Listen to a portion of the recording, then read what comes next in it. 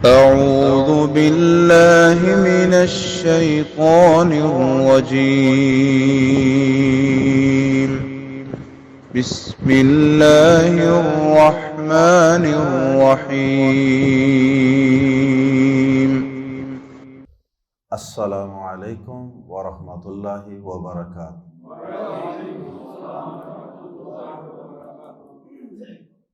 سورۃ التوبہ آیت نمبر 5 اور 6۔ ان الحمد للہ والصلاۃ والسلام علی رسول اللہ اما بعد۔ اعوذ باللہ السمیع العلیم من الشیطان الرجیم من ہمزہ ونفخہ ونفثہ۔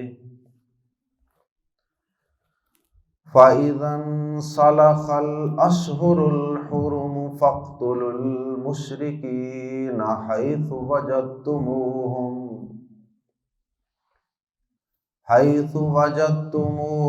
وَخُذُوهُمْ وَاحْصُرُوهُمْ وَاقْعُدُوا لَهُمْ كُلَّ مَرْصَدٍ فَإِن تَابُوا وَأَقَامُوا الصَّلَاةَ وَآتَوُا الزَّكَاةَ فَخَلُّوا سَبِيلَهُمْ إِنَّ اللَّهَ غَفُورٌ رَحِيمٌ۔ وَإِنْ أَحَدٌ مِّنَ الْمُشْرِكِينَ اسْتَجَارَكَ فَأَجِرْهُ حَتَّى يَسْمَعَ كَلَامَ اللَّهِ ثُمَّ أَبْلِغْهُ مَأْمَنَهُ ذَلِكَ بِأَنَّهُمْ قَوْمٌ لَا يَعْلَمُونَ۔ اللہ رب العزت نے مشرکین کو 4 ماہ کی مہلت عطا فرمائی۔ 4 ماہ کی مہلت غور و فکر کے لیے، اسلام قبول کرنے کے لیے، اور اگر اسلام قبول نہیں کرنا تو پھر اپنا ساز و سامان وال و متاع سمیٹ کر یہاں سے کسی اور جگہ پہ چلے جانے کے لیے اللہ رب العزت نے ان کو مہلت عطا فرمائی۔ اور یہ بھی اللہ رب العزت کا بہت بڑا فضل اور احسان تھا، ورنہ یہ وہی مشرک تھے جو مسلمانوں کے ساتھ بدر میں، احد میں اور احزاب میں لڑائی کر چکے تھے، بہت سے صحابہ کرام رضوان اللہ علیہم اجمعین کو شہید کر چکے تھے، اور سید الشہداء حضرت حمزہ رضی اللہ تعالی عنہ نبی صلی اللہ علیہ وسلم کے پیارے چچا کو بھی شہید کر چکے تھے۔ اور مدینہ منورہ پر ان 3 موقعوں پہ یہ حملہ آور بھی ہو چکے تھے۔ تو اللہ پاک اگر چاہتے تو یہ حکم دے دیتے کہ ان کو فوری طور پہ قتل کر دو، لیکن اللہ پاک نے پھر بھی مہلت دی، کیونکہ اصل مقصد یہ تھا کہ لوگ اسلام قبول کر لیں۔ اللہ اکبر۔ اب اللہ رب العزت نے 4 مہینے گزرنے کے بعد کا حکم بیان کیا آیات زیر تفسیر میں، کہ 4 مہینے جب گزر جائیں تو پھر ان مشرکوں کو جہاں پاؤ قتل کرو، ان کو گھیرو، ان کا محاصرہ کرو، ان کو پکڑو، ان کو قید کرو، ان کو باندھو، اور مختلف رستوں میں مختلف جگہوں پہ چھپ چھپ کر جہاں سے یہ گزریں وہاں چھپ کر بیٹھ کر گھات لگا کر ان کے نشانے لے لے کے ان کو قتل کرو۔ اب ان کے ساتھ 4 مہینے کے بعد کوئی رو رعایت نہیں۔ اللہ اکبر۔ یہ 4 مہینے کون سے ہیں؟ کیونکہ یہاں ان 4 مہینوں کو بھی اللہ پاک نے حرمت والے مہینے قرار دے دیا ہے۔ ایک تو وہ 4 مہینے معروف ہیں نا، جو حرمت والے 4 مہینے ہیں۔ کون کون سے حرمت والے 4 مہینے معروف ہیں؟ ذوالقعدہ، ذوالحجہ، محرم، یہ 3 مہینے تو اکٹھے ہو گئے، اور اس کے بعد 1 مہینہ رجب کا، یہ 4 مہینے ہیں جو معروف ہیں۔ لیکن یہاں وہ 4 مہینے مراد نہیں ہیں، یہاں بھی اللہ پاک نے کہا کہ جب حرمت والے 4 مہینے گزر جائیں تو پھر ان مشرکین کو قتل کرو جہاں پاؤ۔ اب یہاں اگر حرمت والے مہینوں سے وہ معروف مہینے مراد لیے جائیں تو پھر یہ اعلان مشرکین کو مکہ مکرمہ سے نکلنے کا اعلان ہوا تھا 10 ذو الحجہ کو، مینا میں حج کے دن، یوم النحر کے دن۔ 10 ذو الحجہ کے بعد 20 دن ذو الحجہ کے حرمت والے مہینوں میں آتے ہیں، جو معروف حرمت والے مہینے، 20 دن ذو الحجہ کے، اور اس کے بعد محرم کا 1 مہینہ، یہ بنتے ہیں 30 وہ اور 20 یہ 50 دن بنتے ہیں۔ تو پھر تو 50 دن کے بعد ان کو قتل کرنا، ان سے لڑائی کرنا جائز ہوگا، جبکہ اللہ پاک نے ان کو واضح الفاظ میں، گزشتہ آیات میں ہم پڑھ چکے کہ واضح الفاظ میں اللہ پاک نے 4 ماہ کی مہلت دی۔ اس لیے امام ابن کثیر رحمہ اللہ اور دیگر بہت سے مفسرین نے یہ کہا کہ آیات زیر تفسیر میں جو اللہ پاک نے کہا کہ جب حرمت والے مہینے گزر جائیں تو پھر ان کو قتل کرو، ان سے لڑو، ان کو پکڑو، اس سے مراد وہ والے معروف 4 حرمت والے مہینے نہیں ہیں، بلکہ اس سے مراد 10 ذو الحجہ سے لے کر 4 مہینے مسلسل۔ تو ان کو بھی حرمت والے مہینے اس لحاظ سے کہہ دیا گیا کیونکہ اللہ پاک نے ان 4 مہینوں میں ان سے لڑائی کو جائز قرار نہیں دیا تھا، ان 4 مہینوں میں اللہ پاک نے ان سے لڑنے سے منع کر دیا تھا، اس لحاظ سے یہ 4 مہینے بھی حرمت والے ہو گئے۔ تو یہ 4 مہینے کہاں سے کہاں تک ہوں گے؟ 10 ذو الحجہ سے لے کے محرم کی 10 تاریخ کو 1 مہینہ، صفر کی 10 کو 2، اور اس کے بعد ربیع الاول کی 10 تاریخ کو 3 مہینے، اور ربیع الثانی کی 10 تاریخ کو 4 مہینے۔ یہ 10 ذو الحجہ سے 10 ربیع الثانی تک یہ 4 ماہ بن جاتے ہیں۔ تو ان 4 مہینوں کے اندر اللہ پاک نے لڑائی کو حرام قرار دیا تھا، اس لیے اللہ پاک نے ان مہینوں کو بھی حرمت والے مہینے قرار دے دیا۔ اور پھر اللہ پاک کی مزید کرم نوازی دیکھیے اور اس کی مزید رحمانیت اور رحیمیت دیکھیے کہ اللہ پاک نے اتنے واضح اور کلیئر کٹ مسلمانوں کے دشمن کہ جنہوں نے کتنے صحابہ کو شہید کیا، کتنی دفعہ، پہلے تو 13 سال مکہ میں ظلم کرتے رہے نا، پھر مدینہ میں جا کر بھی بدر میں گئے، احد میں گئے، احزاب میں گئے، وہاں بھی پیچھا نہیں چھوڑا، اور وہاں جا کے بھی مسلمانوں کو کئی نقصان پہنچائے۔ اس کے باوجود پہلے 4 مہینے کی مہلت دی گئی، اور اس کے بعد اللہ پاک مزید کیا احسان کر رہے ہیں؟ اللہ پاک فرما رہے ہیں کہ اگر یہ 4 مہینے گزرنے کے بعد جب لڑائی شروع ہو جائے تم ان کی قتل و غارت شروع کر دو، مقابلہ شروع کر دو، پھر بھی اگر یہ ایمان لے آئیں، نماز قائم کر لیں، زکوٰۃ ادا کرنا شروع کر دیں، تو پھر بھی ان کو چھوڑ دو، یہ تمہارے دینی بھائی ہیں، پھر بھی ان کا محاصرہ نہیں کرنا، ان کا رستہ چھوڑ دو، یہ تمہارے اسلامی بھائی بن چکے ہیں۔ یعنی پچھلے سارے گلے غصے سب معاف، سب قتل، سب خون معاف، سب اسلام دشمنیاں معاف۔ اس کا مطلب یہ ہوا کہ اسلام کا اصل مقصد تو لوگوں کو راہ راست پہ لانا ہے، نہ کہ خون ریزی، قتل و غارت اور علاقوں پہ قبضے کرنے، یہ اصل مقصد نہیں ہے۔ ورنہ یہ کہا جا سکتا تھا کہ ان کو معاف کسی صورت نہیں کرنا۔ اللہ اکبر۔ اور پھر اللہ پاک نے آیات زیر تفسیر کے اندر ایک اور نرمی بھی ان کے ساتھ فرمائی۔ دیکھیے اللہ پاک کی رحمتیں، میدان جہاد کے اندر بھی اللہ پاک کی کس قدر مہربانیاں ہیں اپنے بندوں پہ اور انسانیت پہ۔ اللہ تعالیٰ فرماتے ہیں کہ اگر دوران لڑائی کوئی مشرک یہ چاہے کہ بھائی ہر طرف لڑائی ہو رہی ہے، تو کوئی مسلمان کسی مسلمان کو پکڑ کے وہ کہے کہ بھائی مجھے پناہ دے دو، مجھے پناہ دے دو، اپنے گھر میں مجھے سیکیورٹی دے دو، مجھے اپنی حفاظت میں لے لو، تو ٹھیک ہے، اس کو پناہ دے دو۔ کوئی بھی ادنا سا ادنا مسلمان بھی اسے پناہ دے سکتا ہے، پناہ دے کے اسے اپنے گھر لے جائے، پناہ دے کے اسے اپنے گھر لے جائے یا کسی بھی جگہ پہ لے جائے محفوظ ٹھکانے پہ،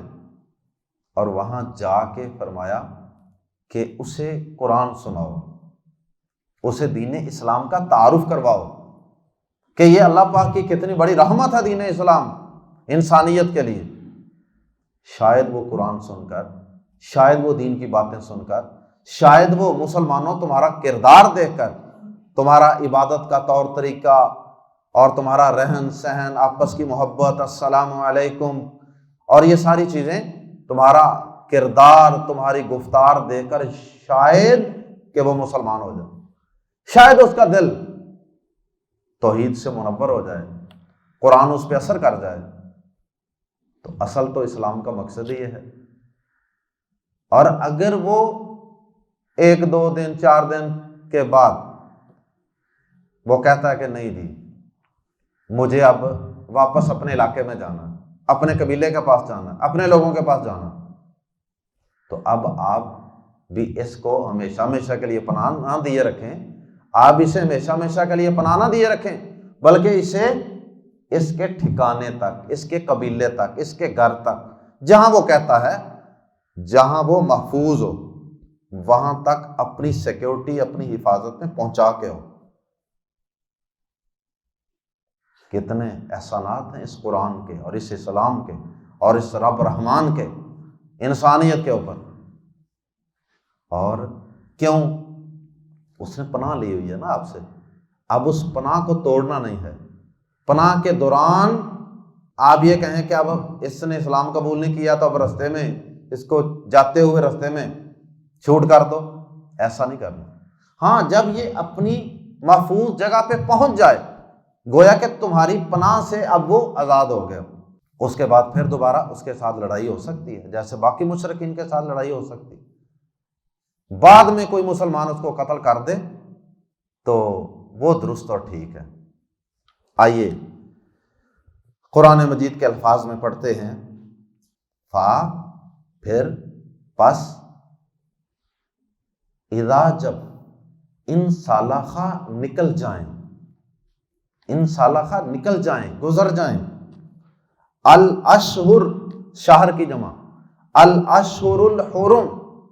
حرم حرام کی جمع ہے، مسجد حرام، تو چونکہ یہ زیادہ اشہر جمع ہے اس لیے الحرم بھی جمع، الاشہر الحرم حرمت والے مہینے، فَإِذَا انْسَلَخَ الْأَشْهُرُ الْحُرُمُ، پھر جب حرمت والے مہینے نکل جائیں، فَقْتُلُوا، پس قتل کرو۔ حرمت والے مہینوں سے مراد 10 ذوالحجہ سے 10 ربیع الثانی تک 4 مہینے۔ فَقْتُلُوا، پس قتل کرو، المشرکین، مشرکین کو، حیث، جہاں، وجدتمو، وجدہ یجدو کا معنی پانا، وجدتمو، تم پاؤ، ہم انہیں، حیث وجدتمو، جہاں بھی تم پاؤ ہم انہیں، وخذو، اور پکڑو، ہم انہیں، وخذوہم، اور انہیں پکڑو، واحصروہم، اور ان کا گھیراؤ کرو، اور انہیں گھیرو، ہر طرف سے گھیرا ڈالو، وقعدو، اور بیٹھو، قعدہ اسی سے ہے نا، مقعد بھی اسی سے ہے، بیٹھنے کی جگہ، وقعدو، اور بیٹھو، لہم، ان کے لیے، کل مرصد، ہر گات کی جگہ، مرصد گات کی جگہ، جس طرح مقتل قتل کرنے کی جگہ، مسجد سجدہ کرنے کی جگہ، اسی طرح مرصد گات لگانے کی جگہ، وقعدوا لہم کل مرصد، اور ان کے لیے ہر گات لگانے کی جگہ پر بیٹھو۔ گات لگانے کی جگہ وہی ہوتی ہے کہ رستے میں کہیں چھپ کے بیٹھ جانا، دشمن گزرے تو پھر اس پہ حملہ آور ہونا۔ تو اللہ پاک نے کتنے الفاظ استعمال کیے ان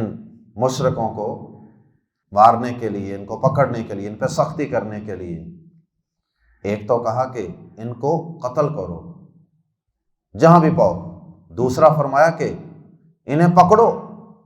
تیسرا فرمایا کہ ان کا گھراؤ کرو، اور چوتھا فرمایا کہ ہر گھات کی جگہ پر بیٹھو۔ فَإِن، پھر اگر، اچھا اس آیت کو آیت سیف بھی کہتے ہیں، سیف تلوار کہتے ہیں نا، کیونکہ اس آیت میں اللہ پاک نے تلوار چلانے کا عام حکم دے دیا۔ فَإِن،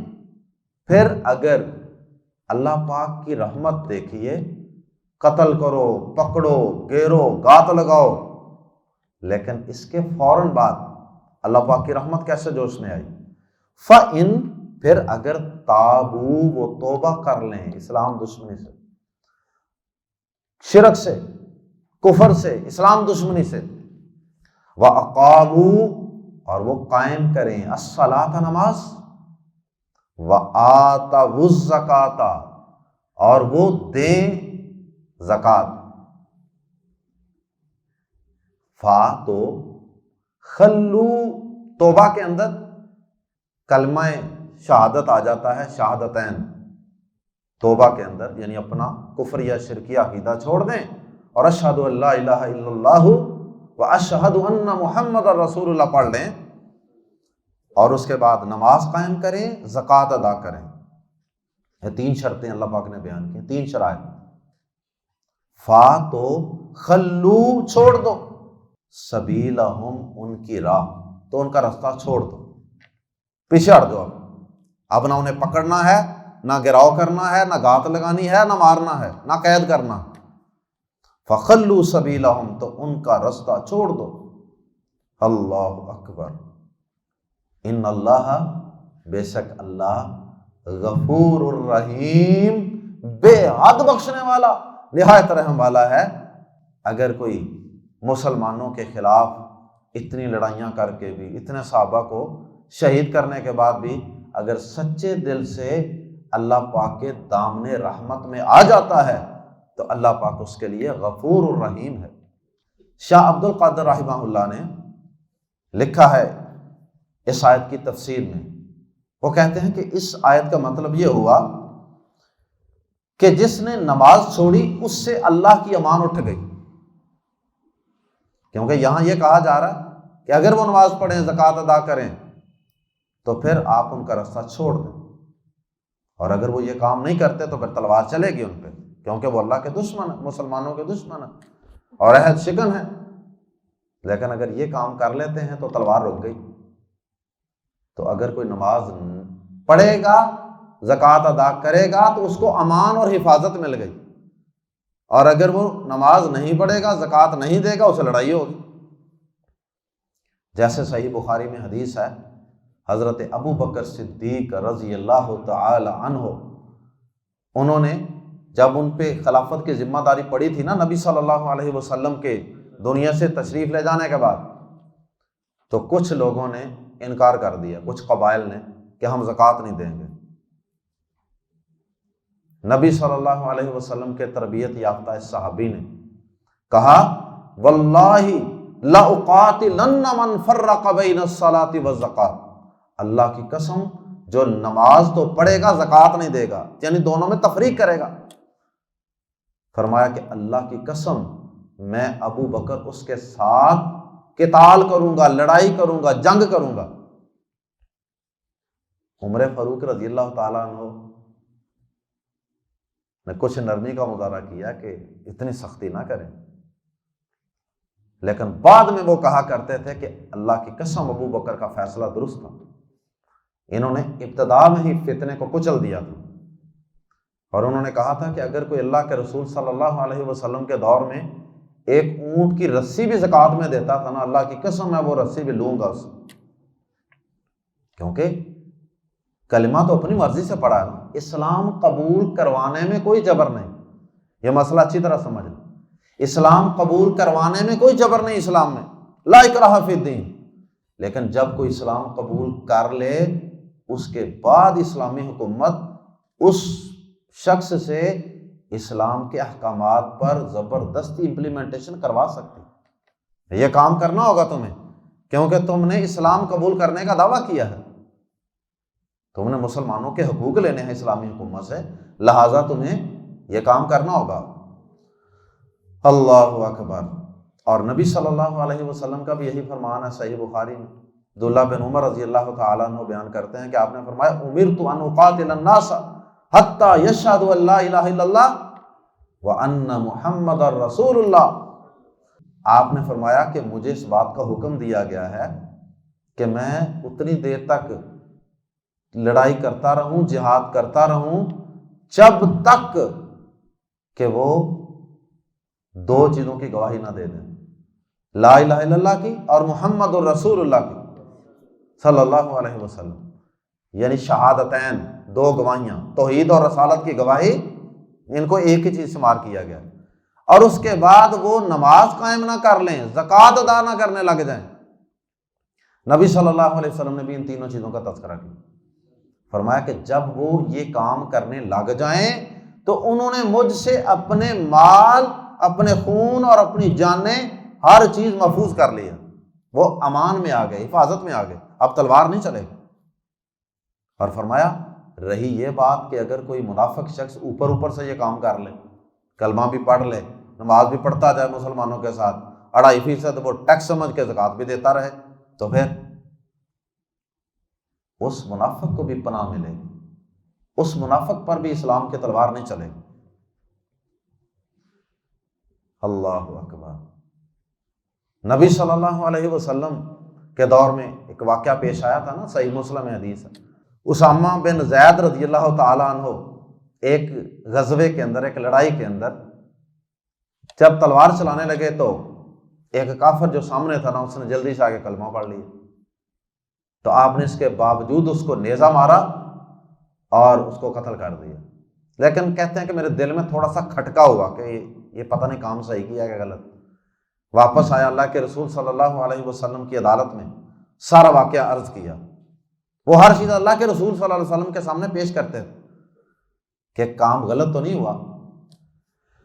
نبی صلی اللہ علیہ وسلم نے فرمایا کہ تو نے اسے کلمہ پڑھ لینے کے باوجود قتل کر دیا۔ کہ اللہ کے رسول صلی اللہ علیہ وسلم وہ تو میری تلوار سے، میرے وار سے بچنے کے لیے کلمہ پڑھ رہا تھا۔ آپ نے فرمایا اشققت قلبہ، اشققت قلبہ، آپ بار بار یہ جملہ دہراتے رہے، بار بار کہتے رہے، کیا تو نے اس کا دل چیر کے دیکھ لیا تھا کہ اس نے کلمہ تیری تلوار سے بچنے کے لیے پڑھا ہے یا واقعی اس نے اسلام قبول کر لیا ہے؟ اور پھر کہتے ہیں کہ نبی صلی اللہ علیہ وسلم مجھے ایک اور بات بھی ساتھ بار بار کہتے رہے، اے اسامہ، اگر قیامت کے دن وہ شخص اللہ کی عدالت میں لا الہ الا اللہ لے کر حاضر ہو گیا تو اللہ کو کیا جواب دے گا؟ کہتے ہیں کہ بار بار نبی صلی اللہ علیہ وسلم نے جب مجھے یہ بات کہی نا کہ کیا تو نے اس کا دل چیر لیا تھا، اگر وہ قیامت کے دن لا الہ الا اللہ لے کر آ گیا اللہ کے عدالت میں، اللہ کی عدالت میں، اللہ کے دربار میں، تو کیا جواب دو گے اللہ کو؟ کہتے ہیں اللہ کی قسم اس دن میرے دل میں یہ خواہش پیدا ہوئی، کاش کہ میں نے آج سے پہلے اسلام قبول ہی نہ کیا ہوتا، میں آج ہی مسلمان ہوا ہوتا تاکہ مجھ سے یہ غلطی ہوئی نہ ہوتی۔ معلوم ہوا کہ کوئی کلمہ پڑھ لے تو کلمہ گو جو ہے ساتھ نماز پڑھے، زکوٰۃ دے، تو اس کے ساتھ لڑائی نہیں ہو سکتی، اس کو مسلمانوں کے حقوق حاصل ہوں گے۔ تو کلمہ گو مسلمان کے خلاف لڑنا یہ درست نہیں ہے۔ ایک صحابی نے ایک منافق کے بارے میں کہا تھا اللہ کے نبی صلی اللہ علیہ وسلم، اس نے کوئی گستاخانہ بات کی، اللہ کے رسول اجازت دے دیجئے میں اس منافق کی گردن اتار دوں۔ اس کی بات کی وجہ سے اس کو منافق کہا تھا، ورنہ لکھا تو نہیں ہوا تھا یہ منافق ہے۔ آپ نے فرمایا نہیں، چھوڑ دو، لوگ کہیں گے کہ محمد اپنے ہی ساتھیوں کو قتل کرواتا ہے صلی اللہ علیہ وسلم۔ فَإِن تَابُوا وَأَقَامُوا الصَّلَاةَ وَآتُوا الزَّكَاةَ فَخَلُّوا سَبِيلَهُمْ إِنَّ اللَّهَ غَفُورٌ رَحِيمٌ۔ اب جو مسلمان نماز نہیں پڑھتے اور زکوٰۃ ادا نہیں کرتے، ان کو سوچ لینا چاہیے کہ ان کی کیا حیثیت ہے۔ اگر اسلامی حکومت ہو تو اسلامی حکومت ان کو کوڑے مار کر نماز پڑھائے اور ان سے زبردستی زکوٰۃ لے۔ وَإِنْ أَحَدٌ مِّنَ الْمُشْرِكِينَ، وَإِنْ اور اگر أَحَدٌ کوئی ایک، مِّنَ الْمُشْرِكِينَ مشرکین میں سے، استجارہ پناہ مانگے، کا آپ سے یا کسی بھی مسلمان سے، جیسے سنن نبی داؤد میں آتا ہے کہ ام ہانی رضی اللہ عنہا، انہوں نے ایک جنگ کے اندر ایک مشرک کو پناہ دے دی، اس نے پناہ مانگی، انہوں نے پناہ دے دی۔ انہوں نے آ کے نبی صلی اللہ علیہ وسلم کے سامنے واقعہ عرض کیا کہ اللہ کے نبی، میں نے فلاں مشرک کو پناہ دے دی ہے۔ آپ نے فرمایا، اے ام ہانی، اے میری صحابیہ، جسے تو نے پناہ دی ہے اسے ہم بھی پناہ دیتے ہیں، تو پناہ جس کو دے دی جائے اسے قتل نہیں کرنا۔ وَإِنْ أَحَدٌ مِّنَ الْمُشْرِكِينَ، اور اگر مشرکوں میں سے کوئی استجارہ کا پناہ مانگے آپ سے، فَأَجِرْهُ، تو اسے پناہ دے دے، فا تو اجر، پناہ دے دے، ہو اسے، حتیٰ، یہاں تک کہ یسمع، وہ سن لے، کلام اللہ، اللہ کا کلام۔ اس سے معلوم ہوتا ہے کہ اصل مقصد پناہ دینے کا بھی یہ ہے کہ اس کو ایک سیکیور انوائرمنٹ دیا جائے غور و فکر کرنے کے لیے، اسلام کو پڑھنے، سننے اور اس پہ غور و فکر کر۔ ثم، پھر، ابلغہ، پھر پہنچا دیجئے اسے، مأمنہ، اس کی امن کی جگہ، مأمنہ، امن کی جگہ، ہو، اس کی امن کی جگہ پہنچا دیجئے۔ آپ کے اس کردار سے متاثر ہو کے وہ اپنی امن کی جگہ پہ اپنے گھر میں جا کر بھی غور و فکر کر سکتا ہے اسلام کے متعلق۔ ذالک، یہ رعایت اس لیے ہے، یہ اس کو اسلام کے احکامات سننے کا موقع اس لیے دیا جا رہا ہے، ذالک، یہ بازر بھی اس وجہ سے ہے، انہم، بے شک وہ، قوم، ایسے لوگ ہیں، لا یعلمون، جو علم نہیں رکھتے، کیونکہ مشرک جاہل ہوتا ہے، اس لیے اس مشرک کو اچھے طریقے سے اسلام کی دعوت دیں، توحید سمجھائیں، جلدی جلدی فتویٰ لگا کے مارنے کی کوشش نہ کریں، ہر موقع دیں اس کو۔ سبحانک اللہم و بحمدک، اشہد ان لا الہ الا انت، استغفرک و اتوب الیک۔